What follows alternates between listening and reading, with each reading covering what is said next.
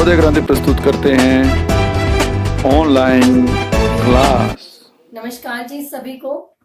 मैं सुनीता, भूगोल प्रवक्ता, government senior secondary school Murthal अड्डा सोनीपत, आज पुनः एक बार आप सभी के समक्ष उपस्थित हूँ 9th क्लास का टॉपिक लेकर, जिसका नाम है भारत, आकार और स्थिति। तो आप सभी का नवोदय क्रांति के ऑनलाइन सेशंस में मैं स्वागत करती हूँ। और सबसे पहले मैं अपने 9th क्लास के स्टूडेंट को, क्योंकि आज 9th क्लास का टॉपिक है, तो 9th क्लास के स्टूडेंट्स को बधाई देना चाहती हूँ, कांग्रेट्स करना चाहती हूँ कि ये अपना एक लेवल छोड़कर दूसरे लेवल पर पहुंचे हैं। जैसे हमारी लाइफ में स्टेप बाय स्टेप, तो शैक्षणिक स्तर के स्टेप को 2 स्टेप क्लियर करके प्राइमरी स्कूल, फिर आपका मिडिल, और अब ये हाई स्टैंडर्ड स्कूल में आ गए हैं। तो उसके लिए मैं सभी छोटे छोटे प्यारे प्यारे बच्चों को वेलकम करती हूँ, कांग्रेट्स करती हूँ। और इसी के साथ आप सभी अभिभावकों से और अध्यापक साथियों से भी एक रिक्वेस्ट करना चाहती हूँ कि ये बड़ी तूफानों भरी एज होती है, हालांकि टॉपिक का विषय नहीं है लेकिन बहुत जरूरी है, जिसमें बच्चे के शारीरिक परिवर्तन आते हैं, मानसिक डेवलपमेंट भी होती है, तो वह अपने आप को सेट करता है, फिर उसका लेवल 8 to 9th में पहुंच जाता है, पढ़ाने के तरीकों में, समझने में फर्क हो जाता है। तो सभी अभिभावक बंधुओं से, अध्यापकों से अनुरोध है कि वो थोड़ा सा बच्चों के लेवल के अकॉर्डिंग जाए। अध्यापक बंधुओं से, अभिभावक बंधुओं से विशेष अनुरोध है कि वो बच्चे को जाने, पहचाने, उसके साथ बैठें, जो प्रॉब्लम आती है उनको शेयर करें और उसके साथ मित्रवत व्यवहार करें, ताकि वो अपने शैक्षणिक स्तर को सुविधापूर्वक जारी रख सके और किसी प्रकार की समस्या ना आए। तो एक बार पुनः स्वागत है और बधाई हो सभी स्टूडेंट्स को। स्वागत है नवोदय क्रांति के ऑनलाइन सेशन में। तो हमारा आज का टॉपिक है भारत, आकार और स्थिति। रेडी हैं हम? स्टार्ट करते हैं भारत, आकार और स्थिति। प्यारे बच्चों, आप अभी छोटी क्लासेस में पढ़ के आए होंगे, है ना? तो अपना देश सोचो जरा, इमेजिन करो, भारत। हम क्या जानते हैं अपने देश के बारे में? बहुत कुछ जानते हैं, है ना? तो उसी के बारे में कुछ पूछना चाहती हूँ आपसे, राइट? ये मैप दिखाई दे रहा होगा आपको, देख रहे हैं? किस चीज का मैप है ये? किस देश का है? भारत का। Very good. भारत कहाँ है? कौन से महाद्वीप में पड़ता है? गुड। एशिया महाद्वीप में, जो विश्व का सबसे बड़ा महाद्वीप है, उसमें पड़ता है। कौन से गोलार्ध में है? कितना फैला हुआ है ना? ये सब जानने के लिए, और आप देख रहे होंगे अंदर की अलग अलग बाउंड्रीज ये दिखाई दे रही है। क्या है ये? राज्य है।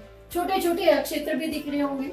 ये आपको ये है, फिर ये दिख रहा होगा इधर, ये क्या है? केंद्र शासित प्रदेश। जानते हो राज्य और केंद्र शासित प्रदेश में क्या अंतर होता है? पढ़े होंगे ना आपने? अच्छा चलो ये बताओ, कितने राज्य? 27, 28 या 29? कितने थे पहले? 29। अब कितने हो गए यार? 28। एक राज्य जम्मू कश्मीर, बिल्कुल सही।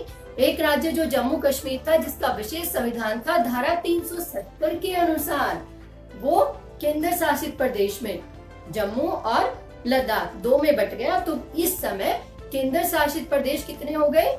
7 और 2 9, और राज्य कितने रह गए? 28। तो भारत में 28 राज्य और 7 केंद्र शासित प्रदेश है। अरे वेरी गुड, आप तो बहुत कुछ जानते हो अपने देश के बारे में। अच्छा, आपने दिशाएं भी सुनी होंगी ना? सुनी है ना? ओके। तो जो ऊपर की ओर है दिशा, जैसे ये भाग है ऊपर की ओर, ये घड़ी भी दिख रही होगी आपको। ये कौन सी दिशा है? उत्तर। नीचे कौन सी है? दक्षिण। और इधर पश्चिम। आपको 3rd क्लास याद है? 3rd 4th क्लास में जब हम ये करते थे, हमारे सिर की तरफ दक्षिण, पैरों की तरफ नहीं, सिर की तरफ उत्तर। यस, पैरों की तरफ दक्षिण, और हमारे राइट हैंड की साइड क्या आएगी? पूरब। और इधर क्या आएगी? पश्चिम। तो इस प्रकार 4 मुख्य निर्देशांक है ना?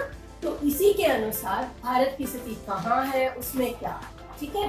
तो चलते हैं एक बार अपनी कंट्री के बारे में जानने के लिए। तो प्यारे बच्चों, आज हम क्या पढ़ेंगे? आज हम पढ़ेंगे भारत का आकार और उसकी स्थिति। भारत का आकार कैसा है?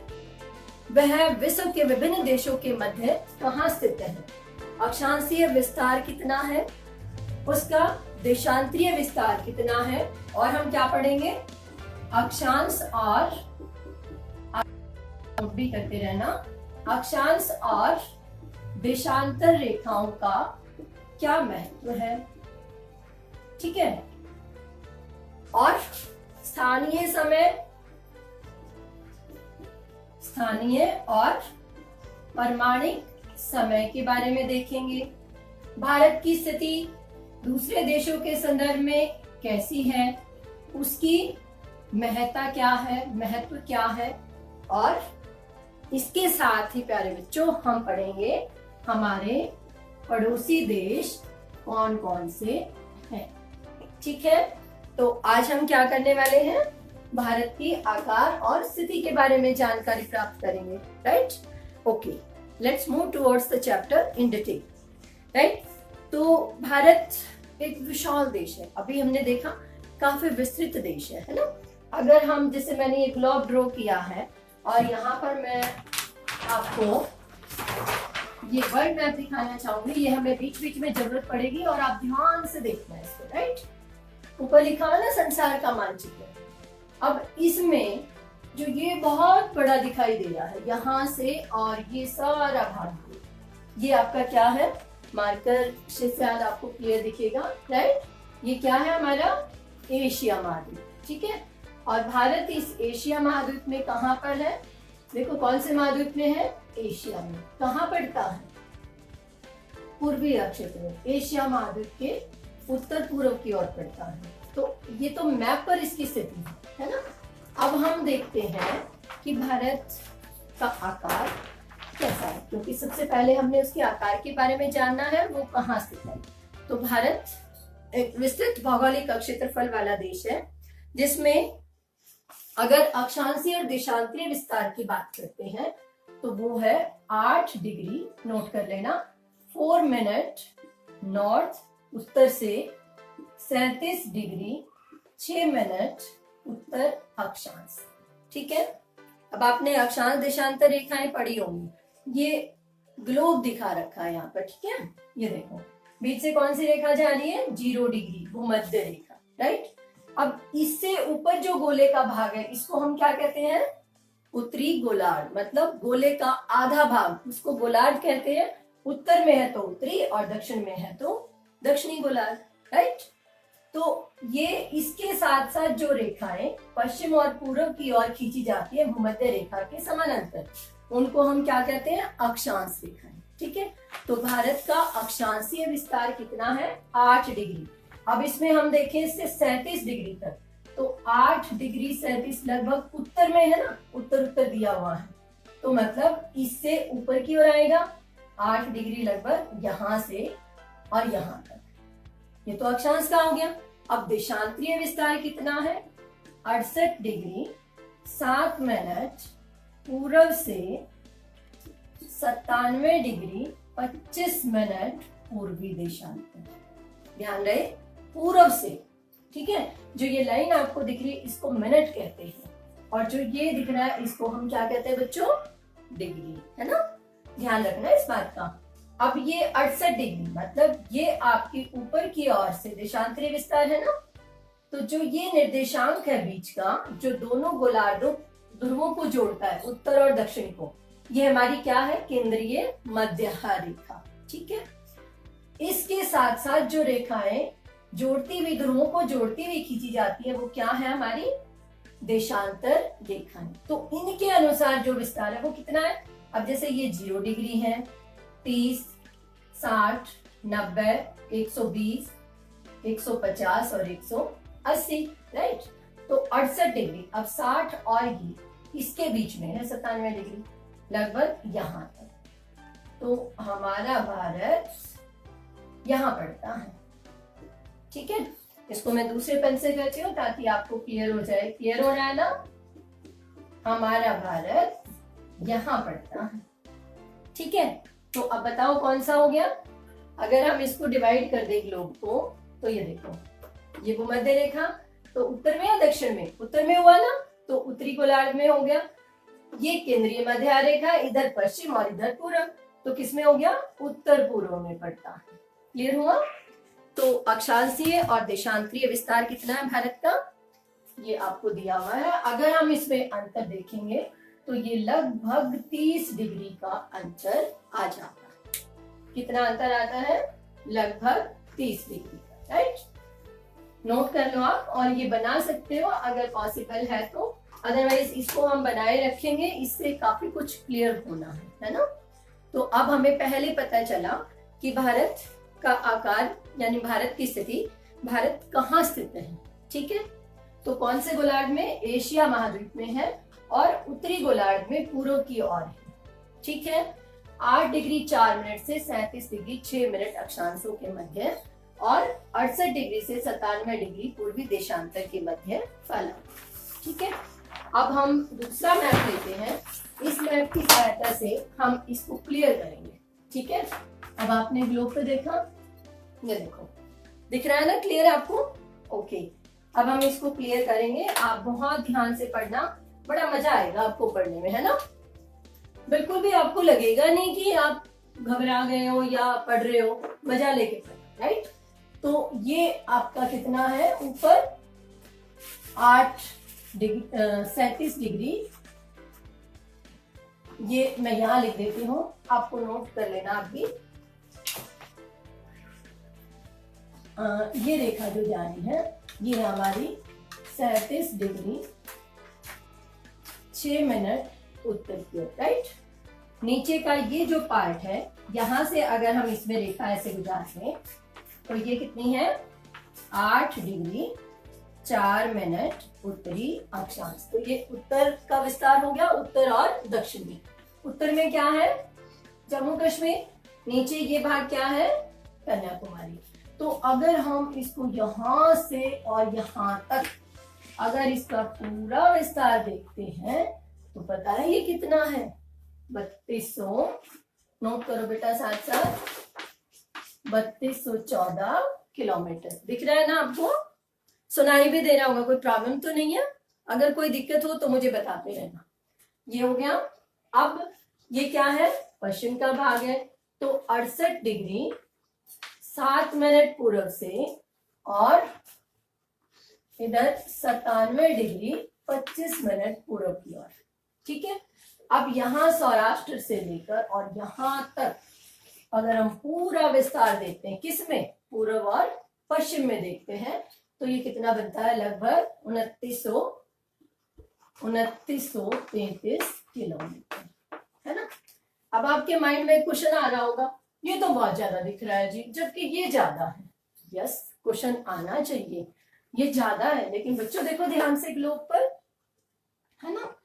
ग्लोब पर क्या है, जो ये अक्षांश है, ये तो बिल्कुल इनकी दूरी क्या है, कम होती जा रही है, और ध्रुव तो एक बिंदु रह जाता है ना। तो ये यहाँ चौड़ा, ये ऐसे हो जाती है, ठीक है। तो ये दूरी कम हो जाती है, जबकि देशांतर देखोगे आप सारी बराबर है, किसी की कम नहीं हो रही, क्योंकि हमारी पृथ्वी गोल है। तो इसलिए देखने में ऐसा लगता है, पर एक्चुअल में विस्तार यही है।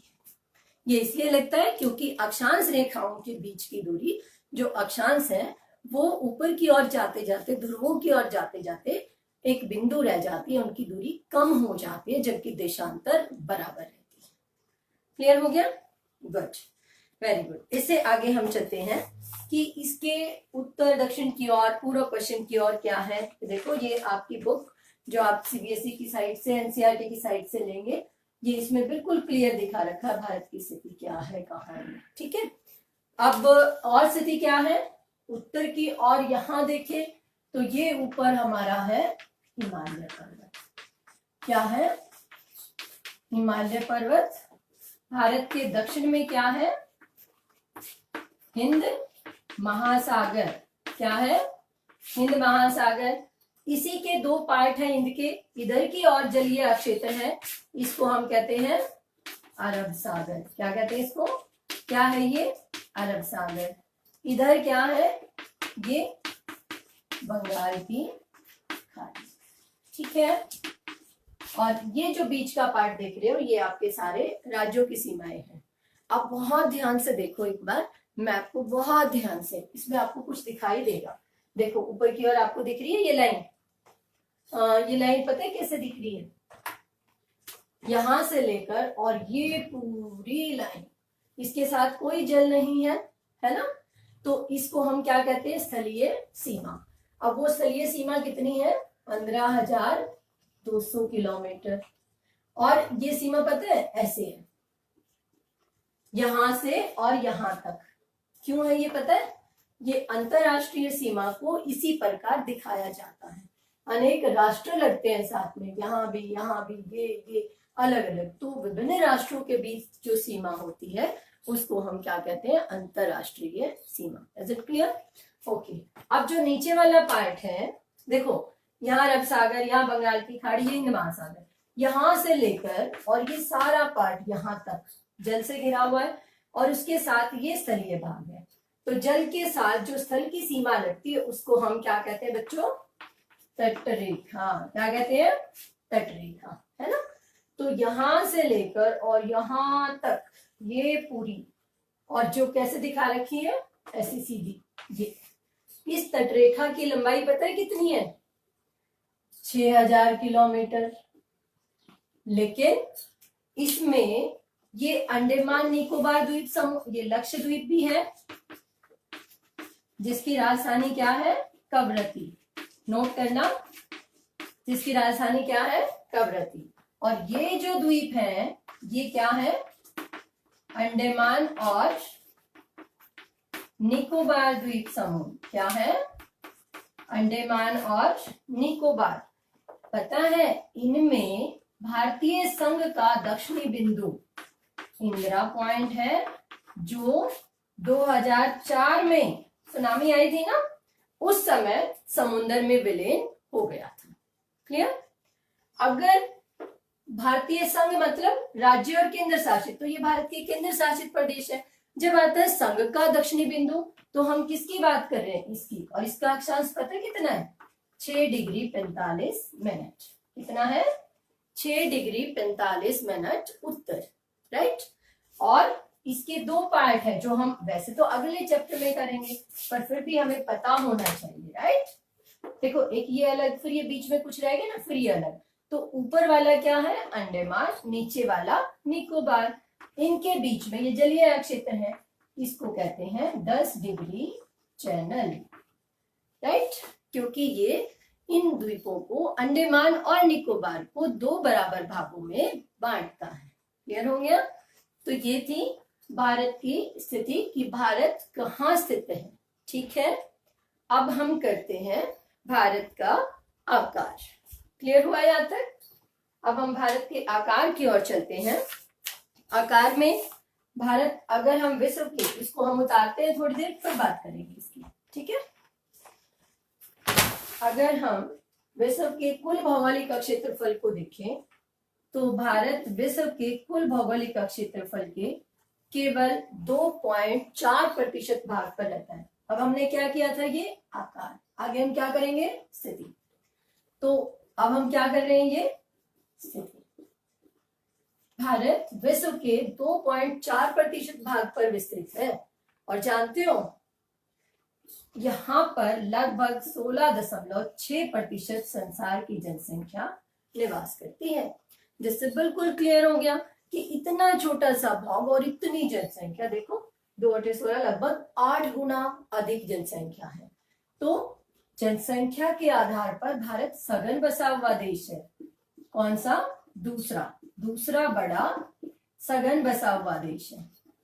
अच्छा बताओ, सबसे ज्यादा जनसंख्या वाला देश कौन सा है, बताओ। चलो मैं आपको हिंट देती हूँ। अब हम घर में बैठे ना लॉकडाउन के कारण, वहीं से ये कोरोना वायरस शुरू हुआ, याद आया ना, चीन। यस, अधिक जनसंख्या वाला देश कौन सा है, चीन नंबर 1 पर है, और दूसरे पर है अपना भारत। तो जनसंख्या के आधार पर दूसरा स्थान है, और घनत्व, आकार के आधार पर भारत का विश्व में 7वां स्थान है। कौन सा है, 7वां स्थान है। अभी हमने वर्ल्ड मैप देखा था ना, बहुत सारे देश। एक बार मैं फिर आपको इसके दर्शन करा दूं वर्ल्ड मैप के, बाकी हम बाद में करेंगे डिटेल। तो जस्ट केवल आपको बता देती हूँ, ये देखो ये भारत है। अब देखो ये एक पूरा देश है, दिख रहा है, सबसे बड़ा देश है, ये रूस है, फिर आप देखो ये पिंक कलर में ये सारा दिखाई दे रहा है, ये क्या है? कनाडा। तो रूस, कनाडा और ये संयुक्त राज्य अमेरिका। इसके बाद देखो और भी बड़ा दिख रहा है ना भारत से, ब्राजील, ये ऑस्ट्रेलिया। तो कितने हो गए? और ये देखो चीन भी बड़ा है। तो कितने हुए? रूस, सबसे बड़ा रूस, फिर कनाडा, फिर आपका संयुक्त राज्य अमेरिका, फिर चीन, ब्राजील, ऑस्ट्रेलिया। 1 2 3 4 5 6। तो 7वां नंबर किसका है? अपने भारत का। ठीक है, तो इसके आधार पर हम कह सकते हैं कि भारत ना तो बहुत बड़ा है और ना ही बहुत छोटा है ना। भारत का आकार बहुत ही सही है। 7वां स्थान है विश्व में भारत का। ठीक है, अच्छा अब हम देखते हैं जो हमने अक्षांशीय और देशांतरीय विस्तार किया बच्चों, इसका क्या महत्व है ना? इतना क्लियर हुआ आपको? अभी हम देखेंगे, बड़े ध्यान से पढ़ना है ना। हम देखेंगे आपको कितना समझ आया है। ठीक है, तो आपने ही बताना है, क्विज भी खेलेंगे और हम पजल भी करेंगे, राइट। तो अब इस अक्षांशीय और देशांतरीय विस्तार का यानी अक्षांश रेखाओं का क्या महत्व है? अक्षांश रेखाएं क्या करती हैं? जो अक्षांश, जैसे ये रेखाएं, इनसे क्या होता है? नंबर 1 तो ये क्लियर हो गया कि किसी भी स्थान की हम इनकी सहायता से स्थिति निर्धारित कर सकते हैं। ठीक है, दूसरा किस गोलार्ध में हम ये पता चला सकते हैं? जैसे उत्तर और दक्षिण लिखा हुआ है, पूर्व पश्चिम, तो देशांतर में, तो उत्तर दक्षिण है तो हमें पता चल गया कि वो उत्तर में है या दक्षिण में।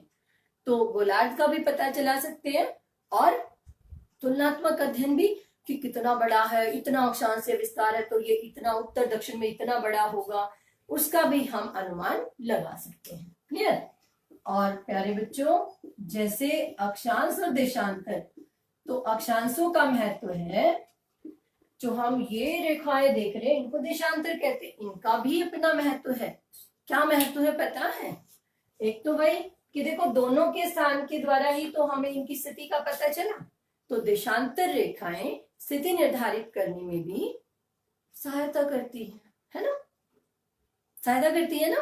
बिल्कुल। अब एक और बड़ा महत्व है, वो क्या है कि ये समय के निर्धारण में भी सहायता करती है। देशांतर रेखाओं के द्वारा हम किसी भी स्थान का समय निर्धारित कर सकते हैं, समय का पता लगा सकते हैं, है ना? कैसे? और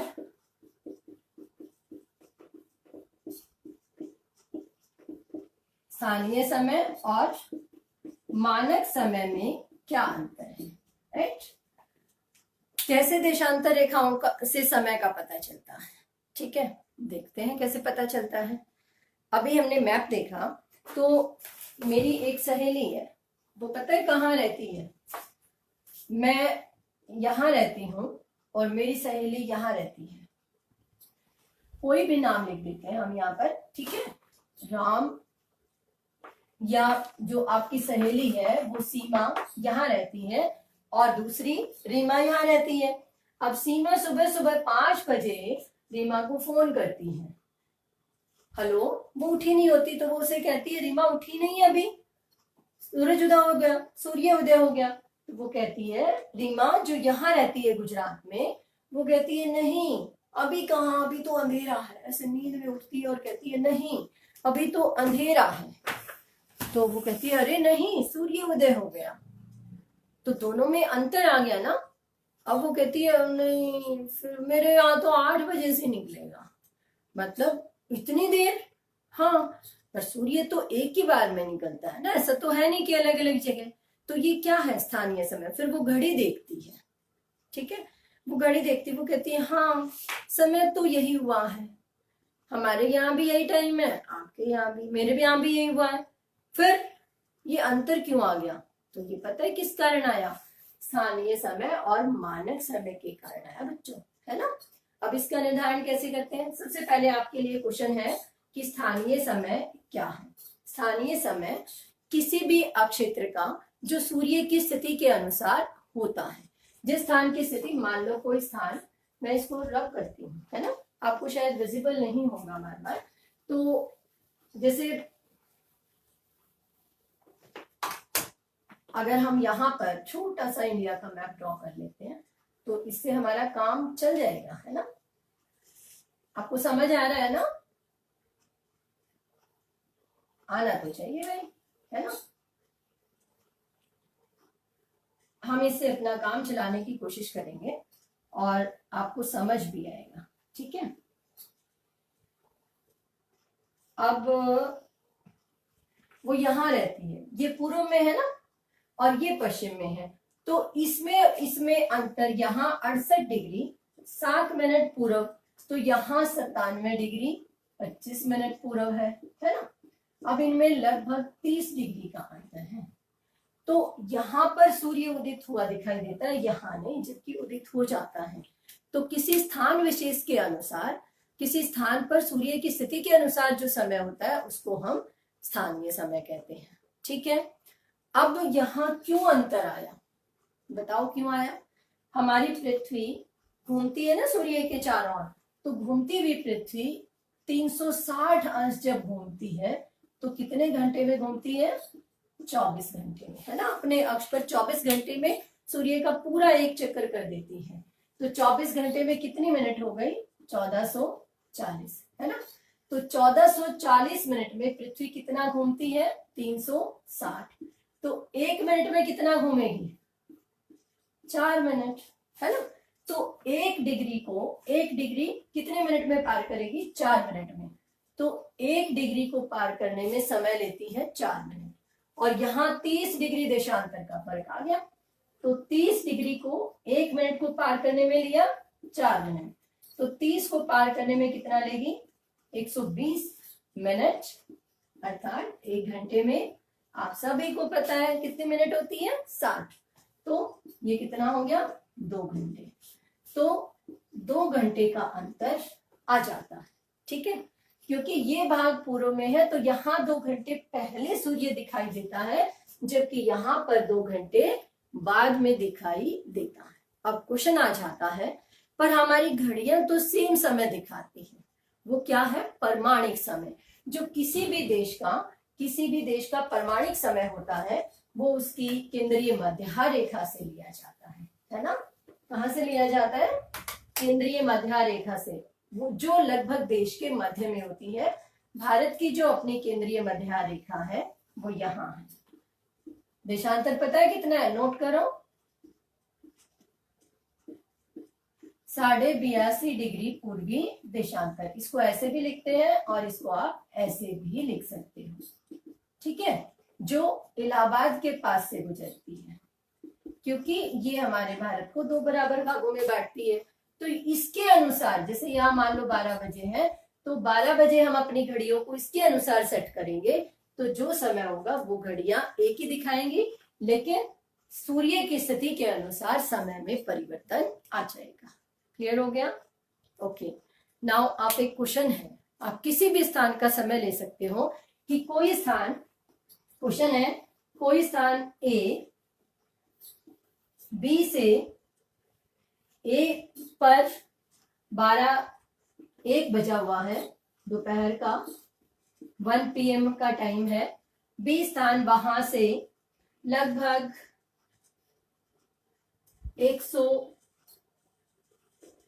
लगभग 190 डिग्री पूर्व की ओर है, ठीक है। तो यहां पर क्या समय होगा? ठीक है, तो आप क्या करोगे? ये स्थान यहां पर 100 डिग्री पर है, देशांतर पर 100 डिग्री पर कोई स्थान ए है जिसका समय 1 बजे है, जबकि कोई स्थान बी पर 190 डिग्री पर उसका समय कितना होगा? निकाले। दोनों में अंतर कितना है? 90 डिग्री का। 1 डिग्री को पार करने में कितना समय लगता है? 4। तो गुना कर लो, 4 0 4 दिन 36, यानी 360। 1 घंटे में कितनी मिनट होती है? 60। तो कितना अंतर आ गया? 6 घंटे का। अब ये स्थान कहाँ है? पूर्व में है, तो ये इससे 6 घंटे आगे होगा। जैसे यहाँ 1 बजा है तो 12, 11, 10 और 12, 11, 10, 8 और 7। यहाँ पर सुबह के 7 बजे होंगे, जबकि यहाँ दोपहर का 1 बजा। ठीक है। तो इस प्रकार आप किसी भी स्थान की स्थिति निर्धारित कर सकते हैं, उसका समय निर्धारित कर सकते हैं। यही अक्षांश और देशांतर रेखाओं की खूबी है ना। तो क्लियर हो गया होगा अक्षांश और देशांतर रेखाओं का क्या महत्व है। क्लियर। अब भारत विश्व में कहाँ है और उसका क्या महत्व है। इससे पहले एक क्वेश्चन और आता है, ये देखो, यहां से यहां तक जब हम देखते हैं तो ये तटरेखा लगभग 517 किलोमीटर है, और वैसे देखे तो 7516.7 किलोमीटर बनती है। राउंड में कर दे तो इतनी आ जाती है, ठीक है। इस लंबी तटरेखा का क्या महत्व है। आपने देखा ये पूरी तटरेखा हिंद महासागर को स्पर्श करती है। किसको स्पर्श करती है। हिंद महासागर को। तो किसी भी देश की इतनी लंबी तटरेखा हिंद महासागर को स्पर्श नहीं करती। तो केवल भारत ही एक ऐसा देश है जिसकी इतनी लंबी तटरेखा हिंद महासागर को स्पर्श करती है, राइट। इसका क्या लाभ है। हिंद का नाम भी, भारत का नाम भी, हिंद महासागर का नाम भारत के नाम पर ही पड़ा, हिंद महासागर, इंडियन ओशन, है ना। क्या लाभ है। इस लंबी तटरेखा पर अनेक कटी फटी है ये, तो इस पर क्या है, बंदरगाह है। बंदरगाह जो व्यापार में हमारी सहायता करती है, ठीक है। अनेक प्रकार के जलयान विभिन्न देशों से आते हैं, और इस लंबी तटरेखा के साथ ही यानी स्थिति अन्य देशों के संदर्भ में कहा। एक बार हम इसकी लास्ट में हेल्प लेंगे। अभी देखो, जैसे ये तटरेखा यहाँ से यहाँ, अब इधर जो पश्चिम की ओर के देश हैं, जैसे मध्य पूर्व के देश हैं, अफ्रीका महाद्वीप के और यूरोपीय उन्नत राष्ट्र, वो प्राचीन समय से ही व्यापारिक मार्गों के द्वारा जुड़े हुए हैं। वैसे ही अगर हम इधर जाएं तो प्रशांत महासागर में चीन के एशिया महाद्वीप के देश, और अगर ग्लोब पर देखेंगे तो ये अमेरिका, ये सारे देश इसी लंबी तटरेखा के द्वारा समुद्री मार्गों से जुड़े हुए हैं। तो व्यापारी जो आए वो अपने साथ अनेक प्रकार की भाषाएं, सांस्कृतिक आदान प्रदान हुआ, व्यापार के लिए वस्तुएं लाई, तो व्यापारिक संबंध प्रगाढ़ हुए, तो सामाजिक, आर्थिक, सांस्कृतिक सभी प्रकार के विकास में योगदान देती है, ठीक है। और क्या महत्व है। इस तटरेखा पर अनेक बंदरगाहें हैं जो व्यापार को बढ़ावा देती हैं। आपने पंचतंत्र की कहानी नाम सुना है। पंचतंत्र की कहानी, दशमलव प्रणाली, और अरब से फारसी भाषा का ज्ञान, अरब व्यापारी, मध्य पूर्व के यूरोपीय व्यापारियों का भारत आगमन, ये सब आदान प्रदान इन्हीं समुद्री मार्गों के द्वारा हुआ, जो किससे प्रदान हुए, हमें लंबी तटरेखा के कारण और हिंद महासागर में स्थित होने के कारण, है ना। क्योंकि समुद्री मार्गों से ही अंतरराष्ट्रीय व्यापार होता है, तो इसलिए इसकी बहुत अधिक महत्ता है ना। अब हम कहें कि भारत को हिंद का महासागर कहते हैं, भारत को हिंद महासागर में केंद्रीय स्थिति प्राप्त है। बिल्कुल, देखो कैसे केंद्रीय स्थिति प्राप्त है कि केवल एक हिंद महासागर ही तो है, भारत ही तो है जिसकी इतनी लंबी तटरेखा हिंद महासागर को स्पर्श करती है। अनेक प्रकार के संसाधनों का भारत दोहन करता है, किसके कारण, हिंद महासागर के कारण, उसी में तो है। तटरेखा पर बंदरगाहें हैं जिससे व्यापार संभव हुआ है। अनेक समुद्री मार्गों के द्वारा अमेरिकी, यूरोपीय, अफ्रीकी और एशिया महाद्वीप के अन्य राष्ट्रों के साथ सामाजिक, सांस्कृतिक, व्यापारिक आदान प्रदान हुआ है। इसलिए हम कह सकते हैं कि हिंद महासागर में भारत को केंद्रीय स्थिति प्राप्त है। क्लियर हुआ। तो ये थी भारत की विश्व के साथ स्थिति, है ना। तो अब हम लास्ट पार्ट की ओर चलते हैं बच्चों। देखा आपने, अभी ध्यान से पढ़ना। अभी हम इसमें देखेंगे कि आपने क्या सीखा है ना, बताओगे आप कि आपने क्या सीखा है। अब हम लास्ट पार्ट की ओर बढ़ते हैं जिसमें आता है भारत के पड़ोसी देश, ठीक है। भारत के पड़ोसी देश कौन कौन से हैं, ठीक है। अभी हम बात कर रहे थे कि उत्तर पश्चिम में क्या है। ये देखो, ये क्या है, उत्तर, ये दक्षिण, ये पश्चिम और ये पूर्व, ठीक है। अगर हम भारत को देख लें तो अगर मैं इसको बंद कर लूं और मैं ये कहती हूँ कि ये देखो, ये इससे ऊपर का भाग है, ये किस में आ गया बताओ, उत्तर में आया, दक्षिण में, उत्तर में आ गया ना, तो ये उत्तर है। अब उत्तर में पड़ोसी देश कौन कौन से हैं, देखो यहाँ पर क्या है, यहाँ पर मैप पर दिखाऊं, चलो दिखाते हैं, मैप पर दिखाओ, फिर हम इस पे करेंगे। और ये देखो, ये ऊपर की ओर का भाग है, ये क्या है, नेपाल। किसमें है ये? उत्तर में है भारत के उत्तर में नेपाल, भूटान, और ये क्या है? चीन। तो भारत के उत्तर में कौन से देश हुए? नेपाल, चीन और भूटान, है ना। अच्छा, उत्तर पूर्व मतलब उत्तर तो है ही, पूर्वी भाग भी है।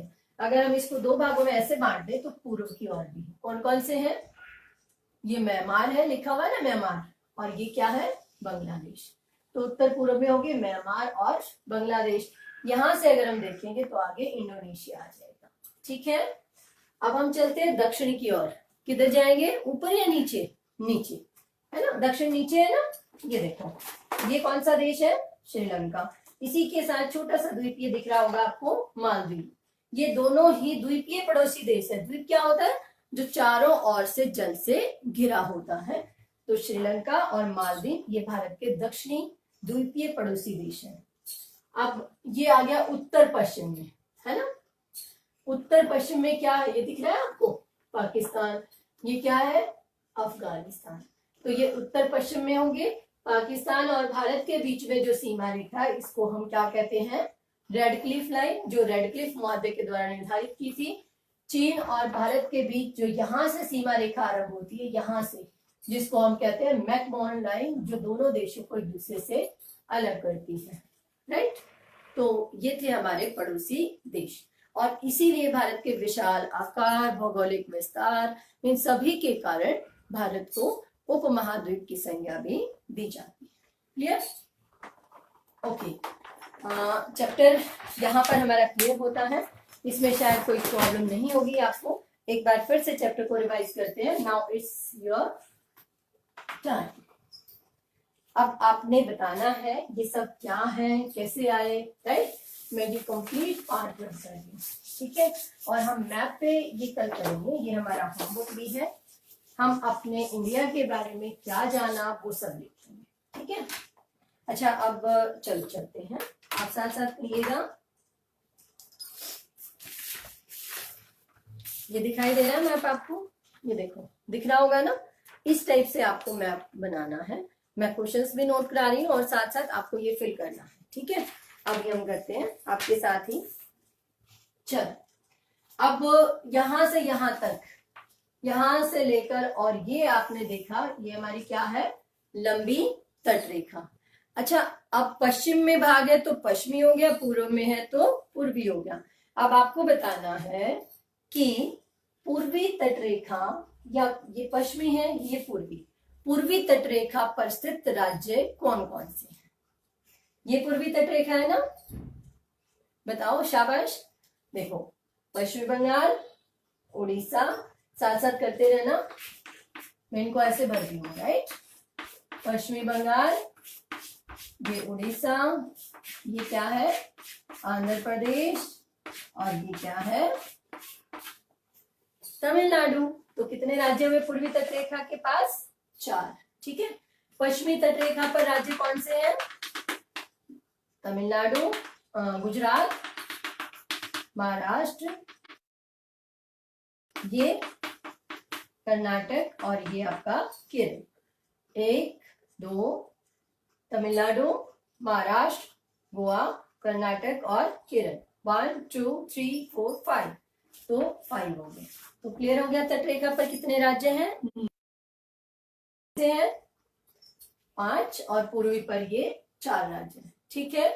अच्छा, ये बताओ, मैं ये लाइन ड्रॉ कर रही हूं, ये कौन सी रेखा है जिसका अक्षांश है 23.5 डिग्री उत्तर? क्या बोलते हैं इसको? गुड, कर्क रेखा। क्या बोलते हैं? कर्क रेखा। किन किन राज्यों से गुजरती है? देखो, गुजरात, देखो ये राजस्थान का भी हम छोड़ देते हैं। गुजरात, पश्चिम से पूर्व के क्रम में देखोगे, गुजरात, राजस्थान, ये क्या है? मध्य प्रदेश, छत्तीसगढ़, झारखंड, पश्चिमी बंगाल, त्रिपुरा और मिजोरम। तो किससे नहीं गुजरती? देखो, उड़ीसा रह गया नीचे थोड़ा सा, है ना। तो उड़ीसा से नहीं गुजर रही ना, इन राज्यों से कर्क रेखा गुजरती है। और भारत को क्या महत्व है इसका? 2 बराबर भागों में बांटती है। ऊपरी आधा भाग उपोष्ण में, नीचे वाला आधा भाग उष्णकटिबंध में पड़ता है, ठीक है। अच्छा, भारत के दक्षिण में कौन सी रेखा गुजरती है? भारत के दक्षिण से ये रेखा है, अक्षांश बताओ, 8 डिग्री 4 मिनट उत्तर। ऊपर की ओर से कौन सी रेखा गुजरती है? 37 डिग्री 6 मिनट उत्तर। ठीक है। अच्छा, इलाहाबाद के पास से गुजरने वाली ये रेखा कौन सी है? 82.5 डिग्री बताओ पूर्वी देशांतर। इसको क्या कहते हैं? मानक मध्य रेखा, जिसके अनुसार भारत का समय लिया जाता है। कहां से गुजरती है? इलाहाबाद के पास से। किस किस राज्य से गुजरती है? देखो, उत्तर प्रदेश, ये आपका मध्य प्रदेश, ये बताओ छत्तीसगढ़, तेलंगाना, आंध्र प्रदेश। ठीक है, इन्हीं से गुजरती है। क्लियर हो गया? ओके। अच्छा, अब ये बताओ, उत्तर और दक्षिण में भारत का उत्तरी बिंदु कौन सा है? जम्मू कश्मीर। और भारत का मुख्य बिंदु कौन सा है? दक्षिणी? कन्याकुमारी। भारतीय संघ का दक्षिणी बिंदु कौन सा है? गुड। कौन सा है? इंदिरा पॉइंट। कौन सा है? इंदिरा पॉइंट। ठीक है। किसमें है? अंडमान निकोबार द्वीप समूह में। अच्छा, एक क्वेश्चन है, मैं यहाँ रहती हूँ, अपना राज्य कौन सा है? हम सभी यही रहते हैं ना। चलो इसको भर लेते हैं, है ना। ये अपना राज्य है हरियाणा। ठीक है, दिख रहा है ना। हरियाणा से मुझे कवरत्ती जाना है, लक्षद्वीप की राजधानी है कवरत्ती, मुख्यालय है। तो मैं किस तटीय क्षेत्र से होकर जाऊंगी बताइए जरा, या किस केंद्र शासित प्रदेश में जाऊं? अंडमान में जाऊं, पौंडीचेरी में जाऊं, या दमन दीव में जाऊं? किस में जाऊं? तो मैं यहां से चलूंगी, ऐसे आऊंगी या सीधी ऐसे जाऊंगी? यस, सीधी जाऊंगी, है ना। अगर आप भी जाओगे तो आप सीधा जाओगे ना, इतना घूम के थोड़ा ही आओगे। ऐसे जाओगे तो आप किससे होकर जाओगे? आप दमन दीव, यहाँ दादरा नगर हवेली है, ये दमन है, यहाँ पर ये दादरा नगर हवेली, दमन और दादरा नगर हवेली से जाएंगे और यहाँ कवरत्ती है ना। तो कौन से केंद्र शासित प्रदेश में जाएंगे? लक्षद्वीप में। कौन से में जाएंगे बेटा? लक्षद्वीप में जाएंगे। ठीक है, क्लियर हो गया। अच्छा, अरुणाचल प्रदेश, अरुणाचल, अरुण सूर्य की गोद में बसा हुआ राज्य अरुणाचल प्रदेश। और ये जो सौराष्ट्र का क्षेत्र है, यहाँ के स्थानीय समय में कितना अंतर है? 1 घंटा, 2 घंटा या 3 घंटा? गुड, 2 घंटे का। क्यों? क्योंकि देशांतरों को पार करने में पृथ्वी को समय लगता है। तो घूमती हुई पृथ्वी 1 डिग्री देशांतर कितनी मिनट में पार करती है? 4 मिनट में। और ये कितनी दूर है यहाँ से? 30 डिग्री देशांतर। तो कितना समय हो गया? 2 घंटे। इसलिए इनके बीच में 2 घंटे का अंतर पाया जाता है ना। अच्छा, भारत के कौन से राज्य को आप देख रहे हो ना मैप, कौन सा राज्य है जिसकी सीमा, जिनकी सीमा किसी भी अंतरराष्ट्रीय सीमा से, किसी भी दूसरे राष्ट्र से नहीं लगती? बताओ। या ना किसी तटीय जलीय भाग से लगती है? बताइए जरा।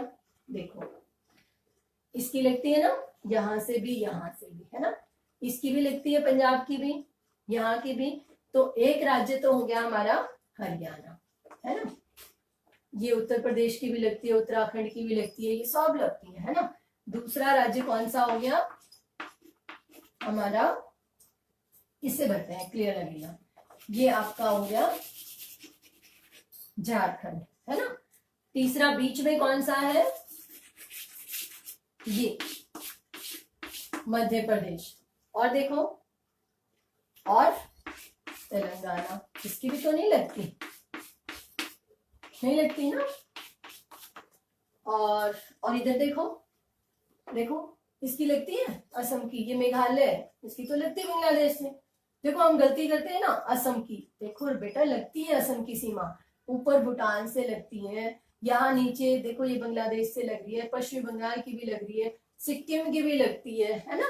जिनको हम पूर्वांचल, जिनको 8 सिस्टर्स कहने लगे, पहले 7 थी क्योंकि सिक्किम इसमें मिला दिया, 1 2 3 4 5 6 7 8, इसलिए इनको उत्तरी पूर्वी भागों को 8 सिस्टर्स कहते हैं। क्लियर हुआ? मजा आया? ठीक है, तो अब आपको क्या करना है, मैप भरना है, एक तो राज्य और राजधानियों का, दूसरा आपको ये चीजें उसमें दिखानी है, छोटे छोटे क्वेश्चन प्रिपेयर करने और एंजॉय करना। अपने देश के बारे में तो जानना है, बहुत कुछ हमें पता है, थोड़ा सा और देख लेंगे, है ना।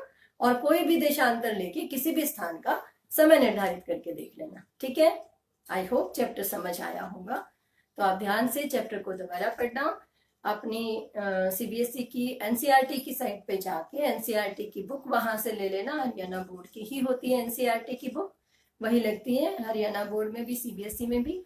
तो हिंदी मीडियम में भी डाउनलोड कर सकते हो। जो आपने पढ़ा उसे समझना, एक बार फिर चाहो तो वीडियो आप देख सकते हो दोबारा से, और साथ साथ काम करना, मजा आ जाएगा पढ़ के, कभी भी नहीं भूल पाओगे, है ना। चलो, तो अब के लिए आई थिंक बिल्कुल समझ आ गया होगा। और पुनः एक बार फिर से बधाई और thank you very much, thank you, thanks a lot.